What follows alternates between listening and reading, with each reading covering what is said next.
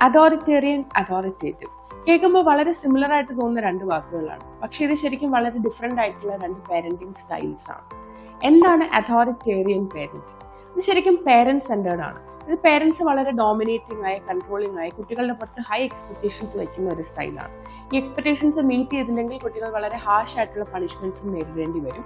ശരിക്കും റൂൾസ് ഒക്കെ കുട്ടികളുടെ പുറത്ത് അടിച്ചേൽപ്പിക്കുന്ന പോലെയാണ്. അപ്പൊ അതുകൊണ്ട് തന്നെ പേരന്റ്സിനെ ഒരു സേഫ് സ്പേസ് ആയിട്ട് കുട്ടികൾക്ക് ഒരിക്കലും കണക്കാക്കാൻ പറ്റില്ല. അവർക്കൊരു ഭയം കലർന്ന ഒരു ബഹുമാനമായിരിക്കും പേരന്റ്സിനോട് തോന്നുക. അതേസമയം അതോറിറ്റേറ്റീവ് പാരന്റിംഗിലേക്ക് വരുമ്പോൾ അത് ചൈൽഡ് സെന്റേർഡ് പാരന്റിംഗ് ആണ്. അവിടെയും റൂൾസ് ഉണ്ട്, റെഗുലേഷൻസ് ഉണ്ട്, കൺട്രോൾ ഉണ്ട്, എക്സ്പെക്ടേഷൻസ് ഉണ്ട്.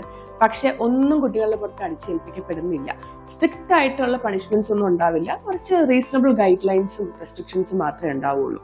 കുട്ടികളുടെ ഒരു ഇൻഡിപെൻഡൻസും ഓട്ടോണോമിയും ഒക്കെ വളരെയധികം ബഹുമാനിക്കപ്പെടുന്ന ഒരു സ്പേസ് ആയിരിക്കും. അപ്പൊ അവർക്ക് സ്വയം പര്യാപ്തത നേടും. തെറ്റുകൾ സ്വയം തിരിച്ചറിയാനും വരുംവരായികൾ മനസ്സിലാക്കാനും ഒക്കെ അങ്ങനെ നല്ല മെച്യൂർ ആയിട്ടുള്ള കുട്ടികളായിട്ട് വളർന്നു വരാനുള്ള ഒരു സാഹചര്യമാണ് അതോറിറ്റേറ്റീവ് പാരന്റിംഗ് കൊടുക്കുക.